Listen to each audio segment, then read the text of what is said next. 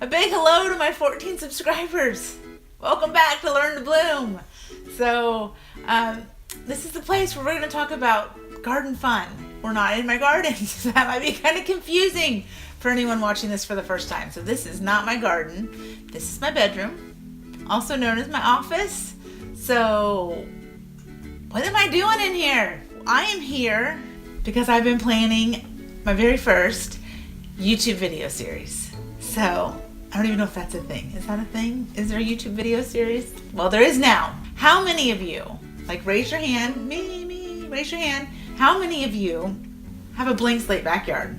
Like your backyard is just green grass. Like that's all you have. So raise your hand if that's you. I totally get it. And I totally get you. Because when we first bought our house, for the first couple years, that's all we had was green grass. But it was pretty. At least I thought it was pretty. It was thick and it was luscious and it was just this green carpet that we had in the backyard. And I didn't really want to mess that up. I was afraid it was beautiful grass. People want beautiful grass. So why would I dig into beautiful grass? And I felt kind of paralyzed by that.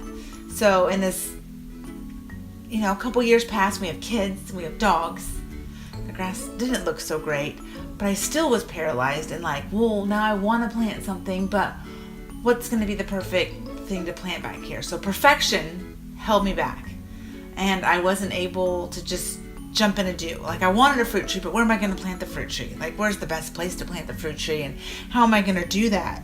And so I totally get it. If you're overwhelmed by perfection and you're not sure, you don't know where you want to put something, or if you're just overwhelmed by the amount of work, or it seems too daunting, or it seems like you have to be a landscaper to know what you're doing. So just bear with me. So I am talking to you, the person who has the blank slate grass, and we're going to fix that problem, because I learned after a few years that it was better to have plants in the wrong places than to have none at all.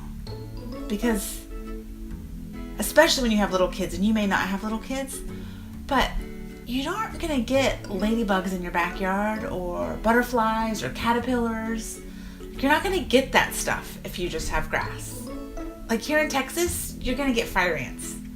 And nobody wants fire ants. Fire ants, they hurt. They're not fun. They're painful. Nobody wants fire ants.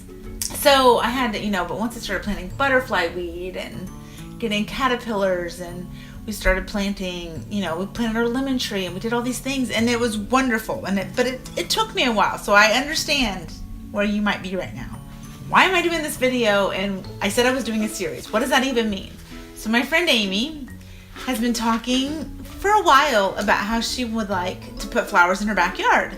So she has asked me if I would help her, and we talked a few times. But now about a month ago, I kind of nailed her down. So she was asking, would you help me? And I'm like, yes, I will, but let's make a plan.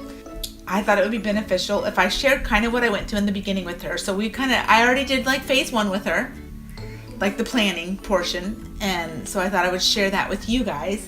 I had a plan to put a flower bed in your backyard, and why I'm in here, and what I'm doing, and the process that we go through in order to do that, and what I already did with her. And then you can follow along when we get to the second video. So this is video 1 of what I think will be 3 videos. So go ahead and click subscribe and hit the bell below if you want to not miss out on what's going on. So you'll see the upcoming videos that we have going. And there's lots of ideas going on in my head. I'm really good at being a dreamer. I'm not so great at being a doer. I'm learning to be a doer and not just a dreamer. So if you're a dreamer, I get you. We start off with questions. That is the very beginning. So we're going to make a flower bed. Question, Amy. How much money do you have for me to help you make a flower bed? Because that matters. So the number, there's no wrong number.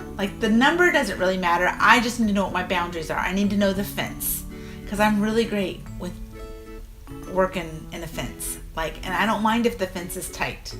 But she gave me a decent number for real. Like, I mean, so she said $300. So that was her budget, which I think is a very doable budget. And if you don't have $300, you can do something with $20. Like, you don't have to have $300.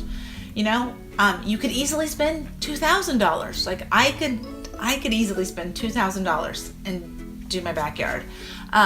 So there's a wide range of what you can do. But she gave me $300, and I think that that's a very fair amount to get something done and to get some flowers in her backyard like she would like. So that was the first thing, is you need to decide what your budget is. Okay? Now, the second thing is really like a group of questions. So they all kind of are related questions that go together for the second part. And so that would be like, where's the space? What is the space that we're transforming? Like, how does it look? Is it shady? Is it sunny? How many hours of sun a day does it get? Is it morning sun? Is it afternoon sun? So those are like important questions that you need to know, because that matters in what kind of plants you're going to be looking for to see what fits into your budget. Like, you need to know what that is. So Amy sent me a picture of her backyard space. So, and hopefully I'm going to be able to put that picture up here for you guys to see. So I have a picture of what her backyard blank slate kind of looks like. So, and it's a fence, you know, it's a fence with nothing really. So we're gonna make it into something pretty, because I firmly believe that everyone should be cultivating beauty in their space. Whether your space is a giant backyard, a small backyard, a patio, a balcony, whatever your space is, you should cultivate beauty in it. And we're all capable of doing it. The next step I did with her. So she went home, took the picture, sent me the picture, and then I went to one of my favorite places.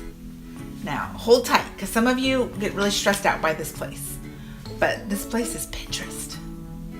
I love Pinterest. I think Pinterest is a great place to go for inspiration. And I know some of you feel paralyzed by Pinterest. Like I have some friends that are just stressed out. It makes them feel like they have to do everything, or that they're not perfect enough, or that they need, I don't know, that they're behind because they've pinned these things and then they haven't done them. I don't feel that way at all. I use Pinterest as a tool. So not everyone thinks of it as a tool. Maybe they they get overwhelmed and they get stressed out by it. But I use it as a tool, and a tool to help me. So I pin the things I like. I go through and I find beautiful pictures. So like in this case, for instance, I went through and I was searching backyard gardens against a fence, I think is what I typed in. Something like that. So, you know, flower bed against a fence, flowers against a fence, something like that. And then I found 4 images, and so we'll put those up on the screen. So 4 images that I thought were possible for Amy's backyard. So I then sent her these 4 images, these 4 Pinterest pictures, and I said, tell me, which one do you like? Like, of these pictures, what's your favorite? So I sent her those 4 pictures, and I said, which one is your favorite? Like, because I want to pick an inspiration photo, like the photo we're gonna copy, but not like, we can't exactly copy anything, but we'll kind of copy it, you know, like, and so she picked the one, which number was that she picked? She picked number 3. So I said, why? What makes you pick number 3? And so she says, I think I like number 3, the one with the rocks and the yellow flowers and the hanging baskets. I think that would work best with my dogs. So she likes number 3 with the hanging baskets. That's her favorite one. And I just said, hey, FYI, I just want you to know the hanging baskets are going to have to be watered every day here in Texas. Like, our summer's going to get hot and you're going to need to water them every day. It's a great picture, but just know that. And then she wrote back, oh, never mind. Like, she's like, forget it. I don't want to water those every day. And I get that. I understand. No, yeah, I get that totally. So then I asked her, well, why? What is it about that picture? Is it because of the straight lines? Is it because of the colors of the flowers? Is it because of the texture of the plants? So her reply when I asked those questions, when I texted him, her reply to me was that she was just thinking that the rocks would keep her dogs out. So anyhow, and that she really liked number 1 better. And we know that that is the one that she likes, and we just need to add perhaps a couple layers of stones to keep her dogs out of it. So we're gonna use the first picture as our inspiration picture for Amy's yard. So I would encourage you guys, if you are a blank slate yard person, to go to Pinterest and get some inspiration photos and see what it is. Ask yourself those same questions and find out what it is that you like, and you can join along as we do this project at Amy's. And so hopefully in our next video, we're gonna go on over and start working on making the outline for the bed, and we'll show you how to do that. So again, you can click the subscribe button, follow us along on this journey, and watch as we remake Amy's plain yard into something beautiful.